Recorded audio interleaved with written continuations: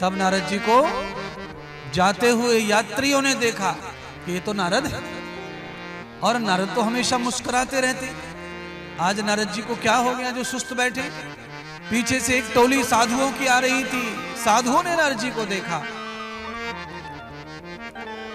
प्रणाम किया, और प्रणाम करके नारद जी के सामने खड़े हो गए साधु महाराज। और नारद जी का कुशल पूछने लगे कि नारद जी आपका कुशल मंगल बताइए। आपके चेहरे को देखकर ऐसा लग रहा है कि कुछ कुशल नहीं है, आपका कुछ मंगल नहीं है। पर आप कुशल और मंगल नहीं है तो इसका मतलब है इस दुनिया का विधाता, दुनिया बनाने वाला भी कुशल नहीं होगा। अब आप कल्पना करें, नारद जी के चेहरे को देख करके साधुओं ने इतना पहचान लिया, जो आदमी किसी भी पल परेशान नहीं होता, दुखी नहीं होता, वो आज दुखी है तो इस दुनिया को बनाने वाला भी दुखी होगा, विधाता ब्रह्मा। साधुओं को इस बात का नारद जी से पता चल गया, क्योंकि नारद जी इस तरह का जीवन जीते थे कि वो किसी भी परिस्थिति में कभी मायूस और दुखी नहीं होते थे।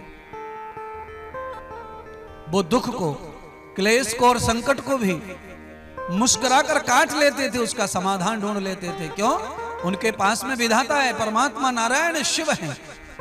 पर आज विधाता की सेवा में नारद जी निकले हैं तो नारद जी का चेहरा दुखी का दुखी है।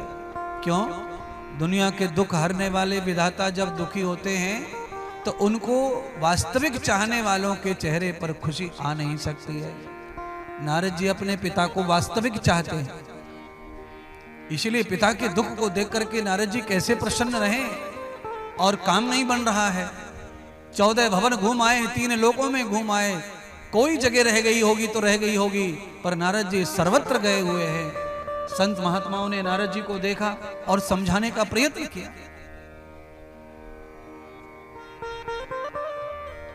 तब नारद जी ने कहा कि आपने सच पहचाना,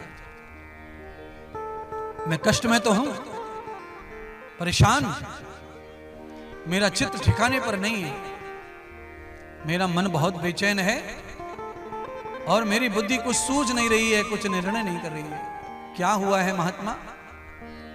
तो कहा, महात्माओं, मेरे पिता ब्रह्मा जी को मैंने चिंता में देखा है, और अगर उनकी चिंता है, मैंने पूछा तो ब्रह्मा जी ने स्वीकार किया, हां मैं चिंतित हूं। तो आप ध्यान कर लेना, जो हमारी हर समय हर पल हमारी सब चिंताओं को मिटाने के लिए जो चिंतन करते रहते हैं, ऐसे गुरु, ऐसे भगवान, ऐसे देव, अगर उनके जीवन में आप भूल से भी कभी कोई चिंता का पल देखें तो आप उनकी चिंता को दूर करने के लिए उसी समय उसमें जुड़ जाएं, लग जाएं, तब आप भक्त बनते हैं, तभी आप शिष्य बनते हैं।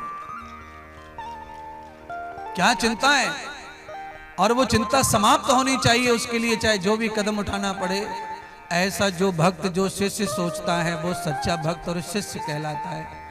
नारद जी तो सच्चे, एक पल भी ब्रह्मा जी का दुख नहीं देख पा रहे, सारी दुनिया छान मारी दुख दूर करने के लिए, और स्वयं भूखे प्यासे तरस रहे हैं। सब छोड़ दिया, पहले ब्रह्मा आहार लें, नींद लें, फिर हम आहार और निद्रा लेंगे।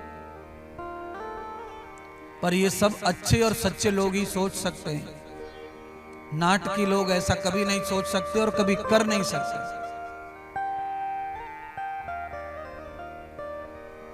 क्यों? अब सच्चे लोगों का ढूंढना कठिन है इस युग में। मैं आपकी परीक्षा लेने लग जाऊं तो ठीक नहीं है। क्यों? क्योंकि परीक्षा में सच्चा पास कोई होने वाला नहीं है इस युग में। समय ही ऐसा है, आपका दोष नहीं है। इसलिए आप में से कोई बिरले होंगे जो ऐसे परीक्षा में पास हो जाए।